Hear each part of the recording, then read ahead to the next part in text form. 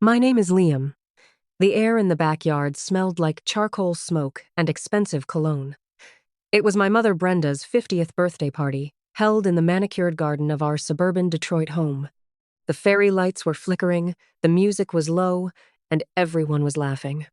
Everyone except me. I stood by the sliding glass door, holding a warm soda, watching my mother hold court.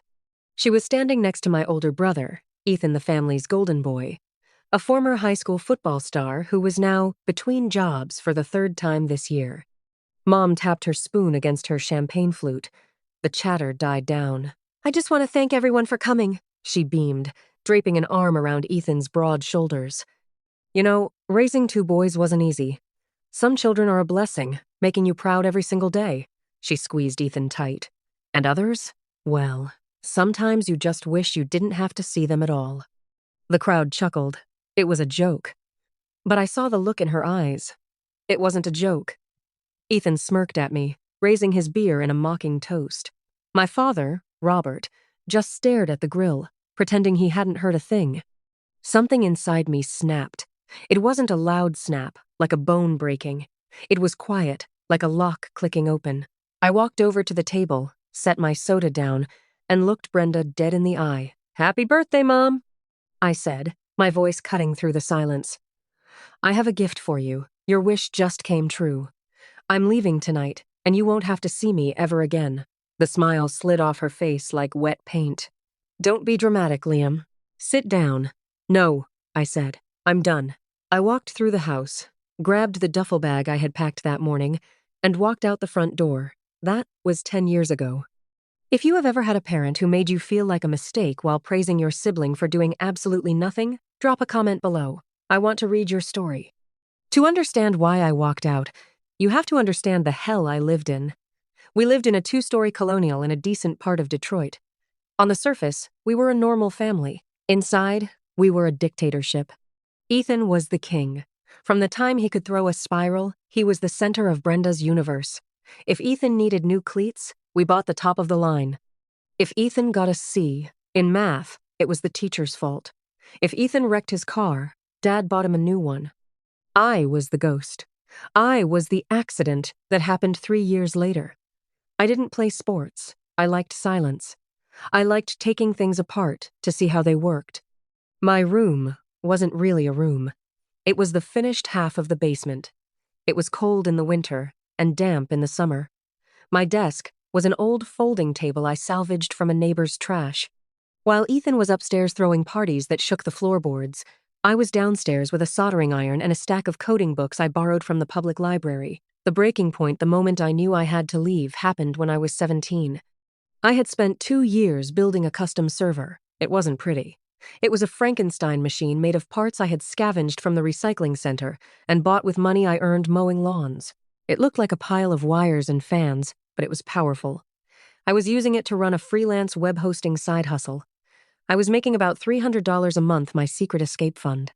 One Saturday, Ethan came home angry. He had been benched during a game. He needed to blow off steam. He came down to the basement, looking for trouble. "What is this junk?" he sneered, kicking the leg of my table. "Don't touch it, Ethan," I said, standing up. "It's running a client's site." "Client?" he laughed. "You're such a loser, Liam. You think you're some kind of genius? You're just a nerd playing with trash." He grabbed a heavy dumbbell from his weight rack, which was also in my room, and dropped it. He didn't drop it on the floor. He dropped it right onto my motherboard. The crunch was sickening. Sparks flew. The fans whined and died. 2 years of work. My escape fund. My client data. Gone in a second. I lunged at him, but Ethan was a linebacker. He shoved me back into the wall effortlessly. "Mom!" he yelled up the stairs. "Liam's attacking me!" Brenda came thundering down. She didn't ask what happened. She saw Ethan pretending to rub his chest and me standing there with clenched fists. "Liam!" she shrieked. "Get out of this house. Go for a walk until you can control your temper." "He destroyed my computer," I yelled, pointing at the wreckage. "That was worth $1,000. "It was a pile of wires, Liam," she scoffed. "Stop lying, and apologize to your brother." I didn't apologize. That night, I started planning my exit. The only person who knew the truth was Aunt Marie. Marie was Dad's sister, a tough-as-nails woman who ran a bakery downtown. She saw everything. She never said much in front of Mom, but she would slip me free pastries and whispered advice. "Keep your head down," she told me once. "Work in silence. Let your success make the noise." When I walked out of that birthday party, Marie was waiting around the corner in her beat-up van. "Get in," she said, no questions asked. She drove me to the Greyhound station. She handed me an envelope. Inside was $2,000 cash. "This is everything I have saved," she said, gripping my hand. "Go to Seattle. That's where the tech is. Don't look back until you're the one driving the car." I took a bus to Seattle. It took 3 days. I arrived with a backpack, a broken laptop, and a fire in my belly that burned hotter than any engine. The first year in Seattle was brutal. The tech dream isn't glamorous when you're sleeping in a micro-studio apartment that smells like mildew and sharing a bathroom with 4 strangers. I worked 2 jobs. By day, I was IT support for a soulless insurance firm, resetting passwords for people who couldn't find the enter key. By night, I was a janitor at a high-end server farm. It was humble work, but it was tactical. Cleaning the server farm gave me access to the trash. Rich tech companies throw away incredible things. Hard drives with minor errors. RAM sticks that are outdated. I started rebuilding my rig, better than before. My big break came from a mistake. One night, mopping the floors of the server room, I saw a red light flashing on a rack. A cooling failure. The on-call engineer was asleep in the break room. If the temperature spiked, the servers would fry.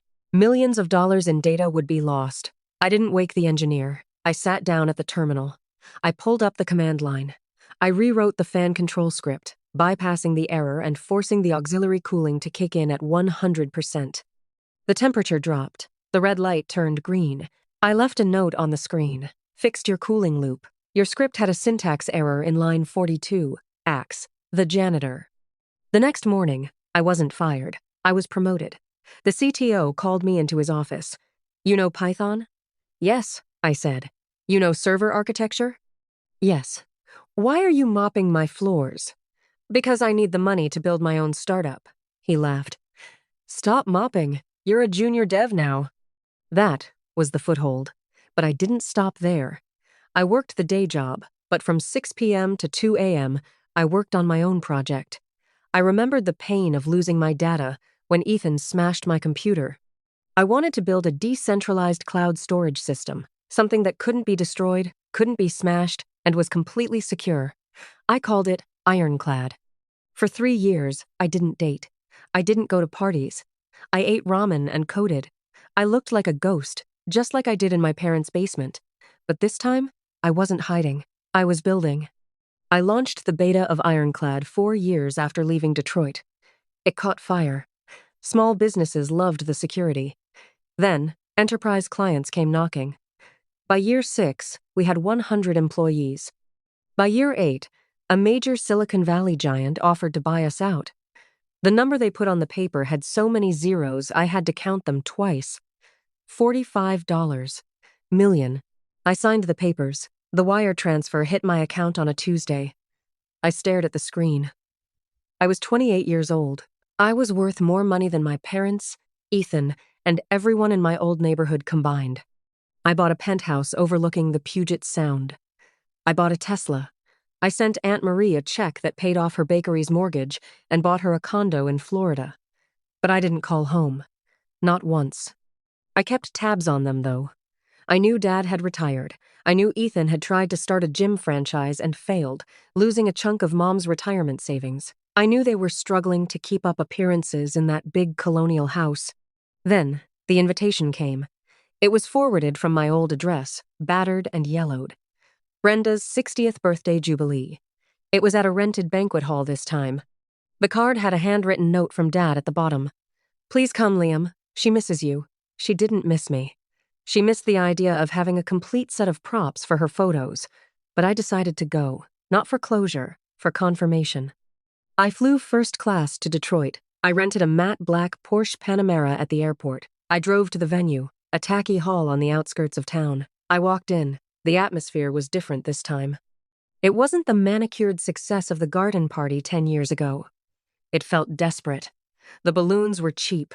The food was buffet style. Brenda was there, 10 years older, wearing a dress that was too tight. Ethan was there, balding, with a beer gut that hung over his belt.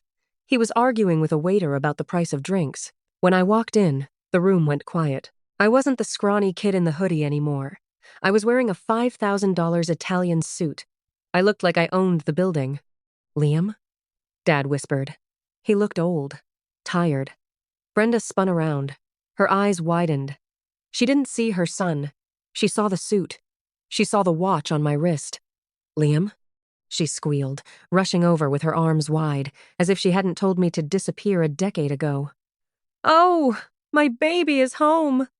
Look at you. You look expensive." She tried to hug me. I didn't hug back. I stood stiff as a board. Ethan waddled over, wiping buffalo wing sauce on his pants. "Well, look who decided to show up. The runaway. What are you doing, Liam? Selling insurance? Did you rent the suit?" "I own a software company in Seattle, Ethan," I said, my voice calm. "We specialize in data security." "Software?" Ethan scoffed. "Nerd stuff.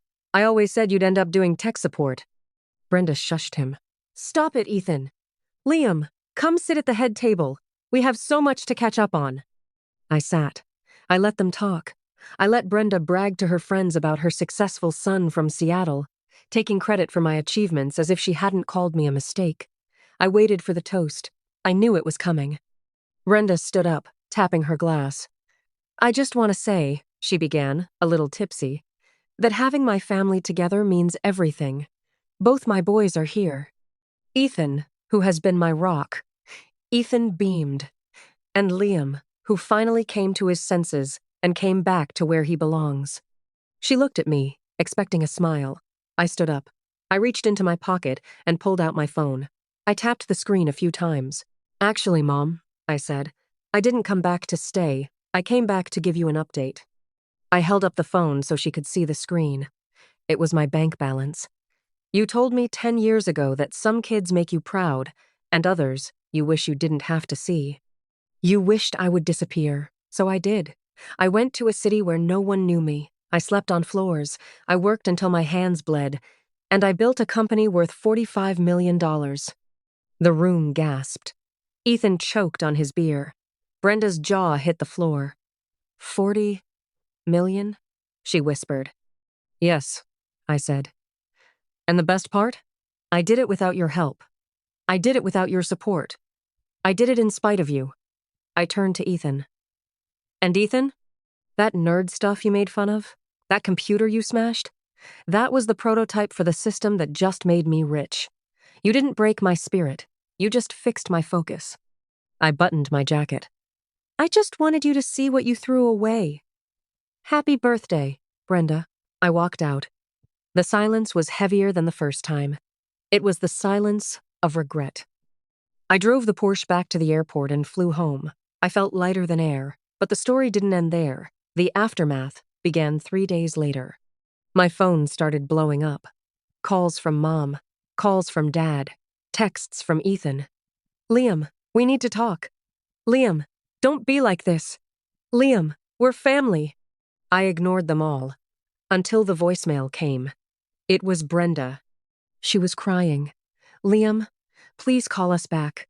Ethan is in trouble. He took out a loan to start that gym, and he used the house as collateral. The bank is foreclosing, Liam. They're going to take the house. We have nowhere to go. We need $200,000. Please. You have so much. He's your brother." I sat in my penthouse, looking out at the rain over the Seattle skyline. I thought about the cold basement. I thought about the smashed computer. I thought about the watered-down milk while Ethan ate steak. I picked up the phone. I called Brenda. "Thank God," she sobbed when I answered. "Liam, thank God. You'll help us, right? You'll wire the money?" "I have a question first," I said. "Anything, honey. Anything. Do you remember my 16th birthday?" "What?" She sounded confused. I think so." "No, you don't," I said. "Because you forgot it. You and Dad went to Ethan's away game in Ohio and left me with $10 for pizza. I spent my birthday alone in the dark. Liam, that was years ago. Move on. I have moved on, I said. I've moved on to a life where I don't let toxic people drain my bank account. But we're family, she screamed. You can't let us lose the house. You wished I would disappear, Mom, I said, my voice cold as ice. So pretend I'm not here. Ask Ethan to fix it. He's the one you're proud of, right? He has nothing, she wailed. Then maybe he should learn to code, I said. I hung up. Then I did the one thing that ensures peace of mind. I blocked the number. Then I blocked Dad. Then I blocked Ethan. I hired a private investigator a few months later just to check. They lost the house. They are currently living in a 2-bedroom rental apartment in a rough part of Detroit. Ethan is working shifts at a car wash. Brenda is working as a greeter at a supermarket. As for me, I'm currently sitting at a 10-foot mahogany dining table in my lake house.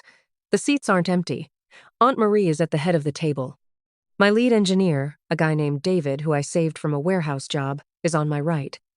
My fiancé, a woman who loves me for me and not my money, is on my left.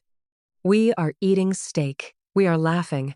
And there are no golden children here, just people who earned their seat at the table. So, am I the jerk for letting my parents lose their home after they treated me like garbage for 18 years? Or is this just karma finally coming to collect? Let me know in the comments. And don't forget to subscribe for more stories of sweet, sweet revenge.